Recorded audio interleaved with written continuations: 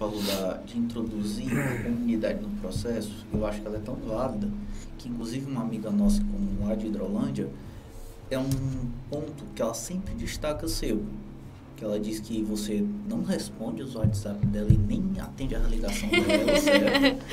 Mas que quando você fazia a gestão da paróquia de Hidrolândia, você sempre procurava inserir a comunidade no processo, que é um pouco diferente de que outros padres fazem. E ela pontuou isso como uma forma até mesmo de poder a comunidade abraçar mais forte a igreja, mais forte as ações que a igreja produz. E isso eu acho que é muito válido. E eu, como administrador, sou formado em administração, é uma coisa que eu também procuro fazer dentro da empresa, que eu acho que é importante, porque nunca a pessoa abraça a empresa, ela abraça uma causa, e você só consegue fazer com que a pessoa abrace a causa se ela estiver completamente envolvida nela. Exatamente. Por exemplo, quando você tocou nesse assunto, eu tenho muita consciência de que eu estou de passagem. E esta consciência que eu tenho de que estou de passagem é que faz eu trabalhar com as pessoas e não trabalhar acima delas. E penso que toda e qualquer pessoa que preze o seu trabalho de administração, por exemplo, de empreendedorismo, ele tem que saber lidar com isso. Eu, aqui na paróquia, mas também em qualquer realidade, eu estou de passagem. Como eu estou de passagem, é preciso que eu possa fazer com que as pessoas que estão ao meu redor, elas acreditem nos projetos, elas acreditem nas perspectivas, elas criem sonhos, elas sonhem com você, e aí as coisas elas fluem. Quando eu falo dessa proposta de fazer com que as pessoas abracem, é para que elas entendam que o protagonista não sou eu. Há um protagonismo em cada pessoa. É bem verdade que as pessoas, algumas delas, elas recebem, elas fazem acontecer, e algumas delas, elas esperam que aconteça. Isso é natural de todo ser humano, ou de algumas pessoas, de acordo com isso, né, de acordo com cada realidade. Então, veja bem, se cada pessoa tem isso, então você tem que trabalhar exatamente essa realidade com o povo. Nós vamos lutar por um projeto. Qual é o projeto? É esse. Então, vamos lá. Dentro desse projeto, vão ter aquelas pessoas que vão ficar observando, aquelas pessoas que vão lutar para que aconteça, aquelas pessoas que vão criticar para que não aconteça, aquelas pessoas que vão fazer com que as coisas aconteçam depois que iniciarem. E tem aquelas que vão ficar lutando, mas, na verdade, estão na dúvida se querem que aconteça ou não.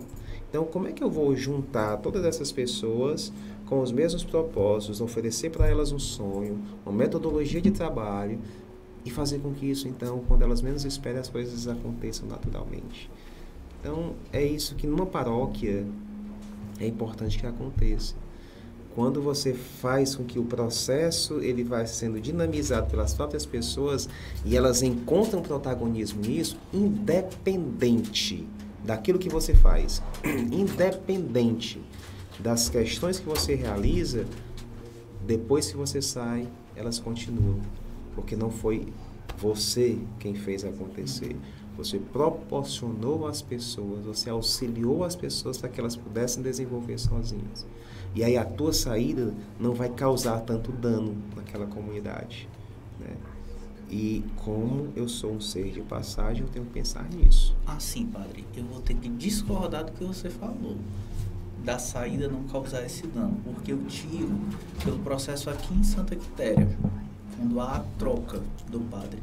Se o padre não tiver essa consciência, certo? Essa maturidade, acaba causando danos à comunidade.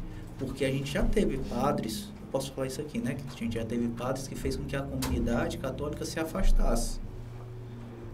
E isso, a gente já teve esse tipo de padre. E assim, eu achei muito danoso para a comunidade católica, porque na época eu ainda tinha uma inserção muito forte dentro da igreja, tá entendendo? Eu ajudava muito lá no festejo do Trapiá, participava das missas, você mesmo viu. E isso para mim, acaba sendo prejudicial à comunidade. Agora, como a igreja vê isso? Porque não tem um certo nivelamento dessas ações? Quando eu falo não ter tanto dano, e aí a frase ela precisa ser muito bem avaliada, tanto dano, parte do pressuposto de que ali continuaram pessoas, independente de quem era o padre da época, eu estou usando aquilo que você falou, né? Independente de quem era o padre da época, a igreja continuou. Ela pode não ter continuado com a mesma efervescência, com os mesmos trabalhos desenvolvidos, mas ela continuou. Algumas lideranças permaneceram. Esses daí, eles participaram desse processo da autonomia, eles participaram do processo do protagonismo, entende? Então, o tanto dano é nesse aspecto. Independente de quem ali esteja, eles permanecem. E é essa formação que é preciso ser dada para o aluno todo, mesmo sabendo que nem todos vão acolher. Então, o primeiro ponto é esse, certo? Não ter tanto dano. Algumas pessoas têm tanta consciência de que elas são protagonistas também, que independente de quem venha, elas permanecerão. É bem verdade. Um pouco mais de lado? Sim. Com desejo maior de servir? Sim. Mas continua. Primeiro ponto. Segundo, é importantíssimo esse dado que você levanta. Por que não há esse nivelamento? Porque há exatamente essa questão de pessoas e pessoas. Padres são pessoas que trazem seus traumas, trazem seus preconceitos, trazem sua forma de pensar, trazem sua cultura, certo? Então, por que não é esse nivelamento? Porque, embora os conceitos disciplinares, a formação religiosa, acadêmica, tenha sido praticamente a mesma, mas o fator cultural é muito determinante. Antes de entrar no seminário, eu tenho uma história, certo? E que ela vai determinar o tipo de gente que eu vou ser lá na frente. Da mesma forma, cada padre ele tem uma história antes de entrar no seminário e que ele vai desenvolver na sua paróquia a história também que ele traz consigo, certo? Então, em relação ao primeiro ponto é esse, né, que eu levantei. Você tem que trabalhar o protagonismo das pessoas e, independente da troca, elas vão continuar lutando. Vai ser bem menos. Sem sombra de dúvidas. Vai ser bem menos. Mas aí eu não posso deixar de fazer porque o outro... Né, um exemplo. Eu hoje quero que as coisas aconteçam. Eu não posso deixar de fazer o meu trabalho pensando no outro que vai fazer errado. Que vai fazer contra. Que vai... Tá entendendo? Não. Eu tenho que ser responsável pelos meus atos. E os meus atos aqui correspondem aos 6 anos e meio que eu estou aqui. Esse eu sou responsável por eles. Segundo, em relação aos padres ainda, né, no quesito da formação, é importante que, inclusive quem está nos acompanhando, possa entender isso. Padres são homens falhos. São homens que têm uma missão a ser exercida, mas são homens falhos. Tem homens maravilhosos, ótimos administradores, tem, mas também tem outros que são muito falhos no quesito administrativo, né? Por maldade? Não, porque a formação, a cultura deles é aquela dali. Você é formado em administração, você sabe que tem administradores espetaculares e você sabe que tem administradores limitados, né? São administradores ambos. Talvez na tua turma mesmo aconteceu isso. Você tenha pessoas extremamente competentes que foram formados contigo, participam das mesmas aulas, e tem outros que são extremamente limitados e participar das mesmas aulas, né? Então é muito isso. Esse nivelamento ele não acontece por conta disso. Existem padres e padres, homens e homens. E aí vai muito de acordo com a cultura deles, né, de cada um.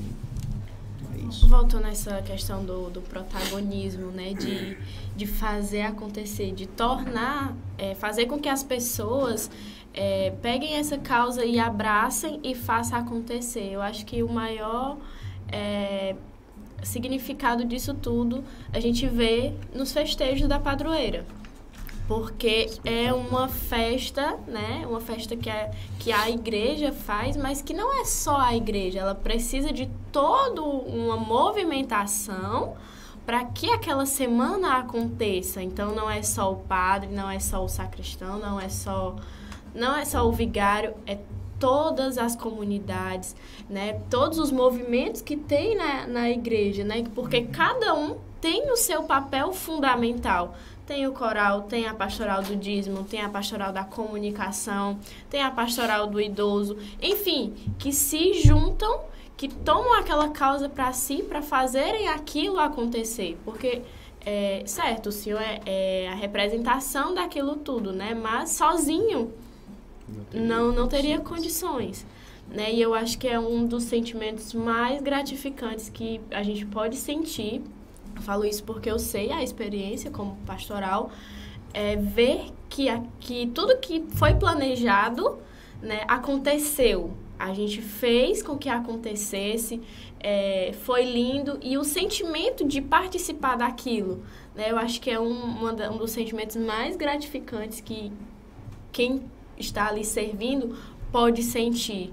Então, assim, se para todas as pessoas que fazem esse momento tão bonito acontecer for tão gratificante quanto é para mim, eu acho que é, assim, uma coisa maravilhosa, extraordinária, né? Que o Senhor proporciona e que a igreja também proporciona, né? A gente tá vivendo isso. Vai muito da questão da compensação, que o ser humano, ele precisa disso também, né? Em todas as atividades que ele faz.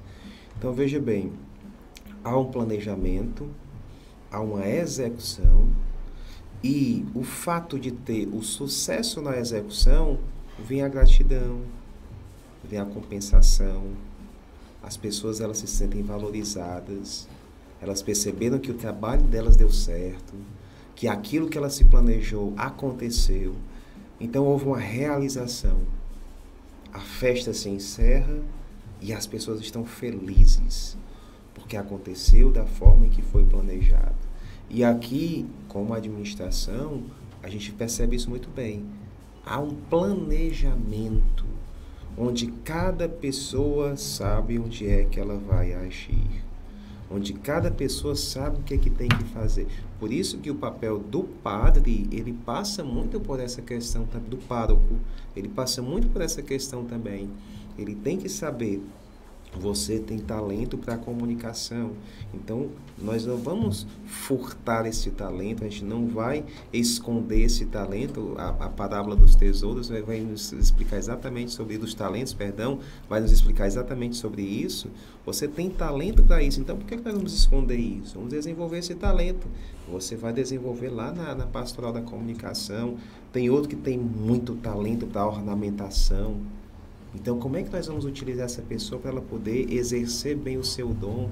Tem outro que, lá na questão da administração também, a da organização, nunca aparece o seu rosto.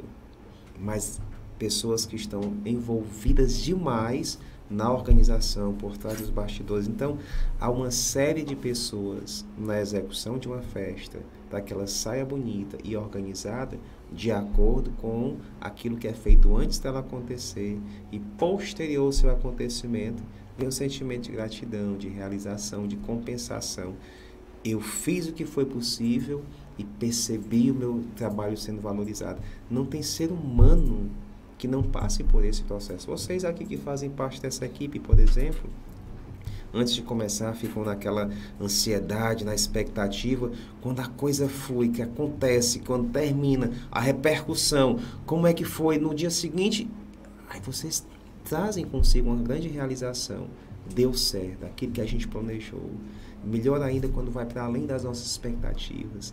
Então isso é muito bom. Acontece uma festa religiosa e deve acontecer também nos outros processos ordinários da vida da paróquia.